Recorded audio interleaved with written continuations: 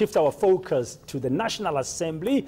Big cleanup underway at troubled state-owned enterprises. Now, the Public Enterprises Minister, Pravin Gordhan, will announce new board appointments at several SOEs. The appointments were confirmed at a cabinet meeting in Cape Town yesterday. During his budget vote speech last week, Gordhan said he was determined to turn things around at SOEs. Now, my colleague Annika Larsen is outside Parliament this morning ahead of these type of announcement that we're expecting later on today. Annika, looking like Pravin Gordhan is not really wasting time since he was sworn in as the new Public Enterprises Minister with his clean-up operation at SOEs. That's right, Dan. Pravin Gordhan saying in his budget speech last week that he's going to recapture state-owned enterprises and turn them into entities that can actually contribute to the economy, and that the word bailout will not exist in his vocabulary if he has his way. This despite financial results from SAA also last week looking really quite disappointing. But we are going to be hearing from the Minister of Public Enterprises on the new boards at state-owned enterprises. Bear in mind that a new board at Eskom under Jabu Mabuza was announced in January, but these are all acting. Then we've got an interim board for Prasa, Denel, a new chair there, Kanyisile Kweyama.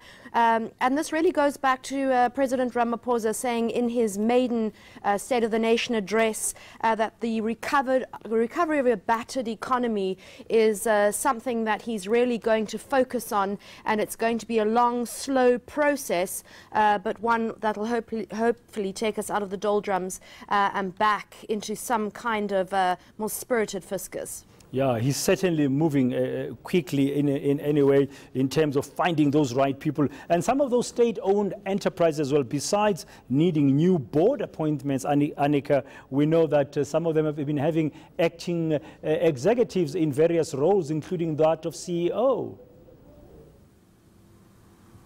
You know, if you sit in a lot of these parliamentary oversight committees, Dan, you start to see how many acting DGs, acting CEOs, acting board members there are. And the problem with that is there's a lack of accountability because they move. And what's been happening in the past, unfortunately under the Jacob Zuma administration, was that under the state-owned enterprises, people were shifting across boards. So you had this revolving door of board members, some of them either with little experience and others who it would appear were only there really to enrich themselves and their friends.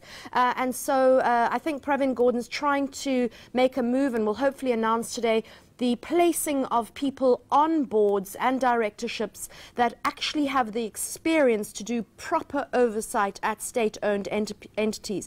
And this is an interesting one that President Ramaphosa announced a few weeks ago. He said non-executive directors will no longer be able to take part in procurement at SOEs, because obviously what was happening was directors or chairs of boards were dishing out procurement, big fat contracts to their friends. Can you believe that that actually was allowed to happen? I mean, I wouldn't have thought that a non-executive director could play any role in a procurement process.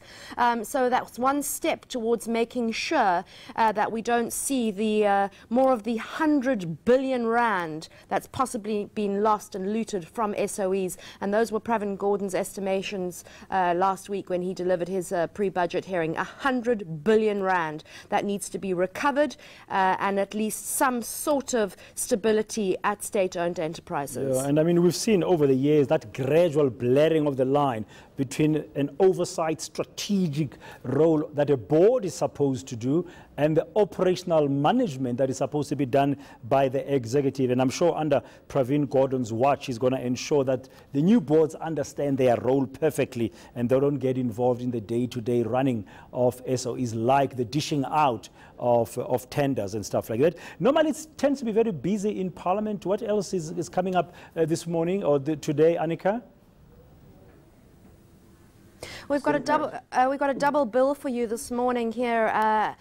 We've got the state-owned enterprises with Pravin Gordhan at 9 o'clock, and then 10 o'clock we've got a post-cabinet briefing. Now, last week, Sorry, they're doing some sort of sound check here. But last week, when we had the post-cabinet briefing, Nomvula Mokonyane was criticised for not announcing that the Northwest Province was going under administration. Perhaps the paperwork wasn't ready and she couldn't announce it. But they've been quite thin on formal cabinet decisions and telling us, the media, what we need to hear. So hopefully there'll be some more movement and more announcements from Minister Mokonyane today on decisions taken at cabinet yesterday. And when the president's in town, remember it's the reply to his budget debate this afternoon, you find everyone starts a little earlier, everybody's a little bit preppier, smartly dressed, and a lot happens in Parliament. So we're expecting quite a few announcements today and a busy day running up to the debate reply later in the National Assembly this afternoon.